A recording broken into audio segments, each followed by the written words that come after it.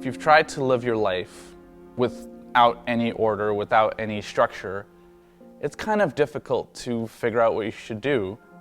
And in fact, it's probably going to create more problems than solutions. Law and grace. I do not set aside the grace of God, for if righteousness comes through the law, then Christ died in vain. So Deuteronomy, this has been the theme, and here we're talking about the law again, and we've had multiple lessons talking about the law, but this kind of creates a new context, specifically the fact that now we're seeing an entire nation that has a mission because they've been selected by God to go and represent to the entire world how they should act.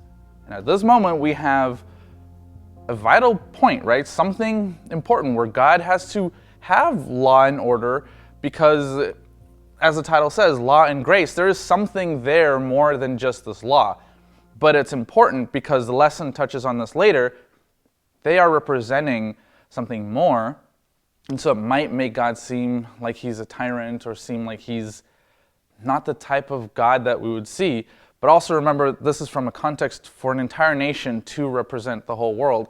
And so how God is acting here and what he's doing is a different mission than what he was doing with the church. Even though, just as an asterisk, it's not changing who God is, but it might come across and show things in a different light if we just see it from, oh, but God is always thinking about laws and trying to enforce things, right? But remember, this is opportunities and moments that Israel is experiencing for them to enter into this promised land and to change these habits that they've had. So it's kind of important to understand that because let's look at God and see the levels of patience that he's had, right? Israel has time and time again sinned and messed up, and the patience that God has had. And each time that God has enacted judgment, it's always been to represent something else. Take manna, for example. Manna fell down from heaven, right? Because right as the Israelites were about to run out of food, they started worrying, where is the rest of the food going to come if we have nothing? And the interesting thing about manna is that the way that God put it kind of acted as this daily reminder, a reminder of their lack of faith because they didn't know where food was going to come. That meant that they still weren't completely out of food.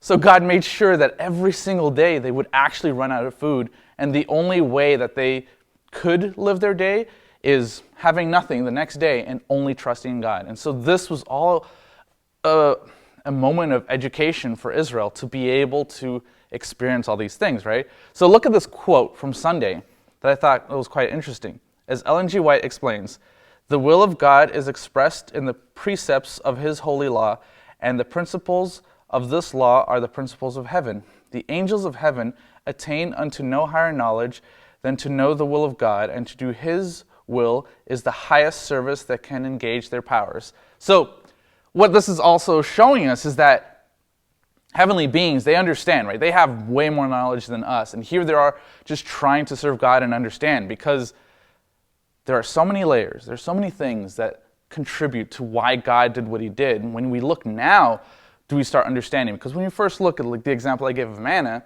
it seems like an amazing miracle, right? Every day God was providing food. That is great. But there was also a lesson in there. And it came from these actions that Israel did that helped them remember for such a long time after that, for generations, right? Because they needed to learn. They were slaves in Egypt, living in a different culture. They were not the same people, right? I mean, Israel had been for 400 years in captivity. That changes you. I mean, United States doesn't even have that much of an age, and we're totally different than Britain, right? From the people that first came and changed, we're not that anymore. We have our own identity and culture. So imagine Israel. So here they are gaining this knowledge from God directly. So there's a lot of layers and knowledge that God is imparting here. But the interesting thing is this can, and a lot of times can be taken, because the lesson touches on this, where Satan, he's always trying to grab what God said, right? These laws that God imposed and put. It's the same thing with gravity. If we see gravity as bad, it's only if it's affecting us in a negative way.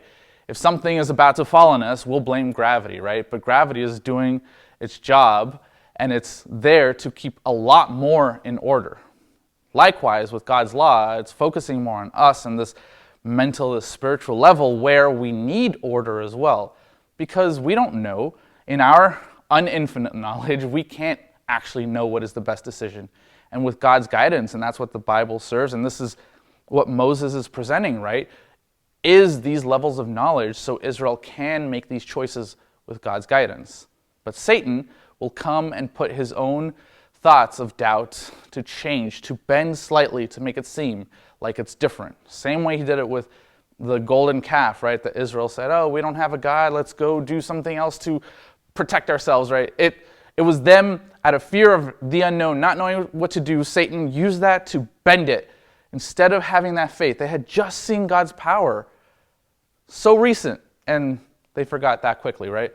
And every time, whether it be asking for water, whether it was complaining to Moses time and time again of things that they thought Moses was guiding, and the fact that even Moses couldn't enter the promised land because his sin was so serious, because if he hadn't been punished, Israel would have seen Moses as the leader instead of God.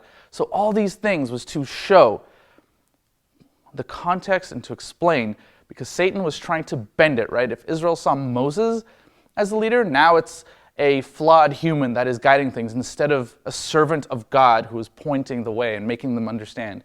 So there's so many layers to this because it's just too much. You have to read the lesson and study it to understand all these things. So I do encourage that. But we're seeing all of that shown here, right? Because a small thing that it repeats a little in the lesson about the Sabbath.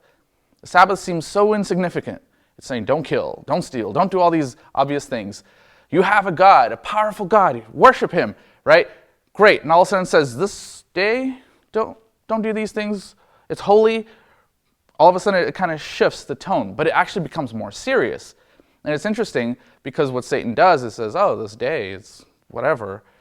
Why should we be treating it this seriously? Maybe God meant something else. And so that's what we need to be careful about. When we start trying to grab our own ideas of what we think God is saying, to put our own thoughts, because we want to justify things, we might be lying to live with the mistakes that we're making, right? So I want to end with this thought, right? Because Satan has all these plans, he bends things, but God is still firm. He's doing one thing, and this was supposed to help Israel be a beacon to the rest of the world.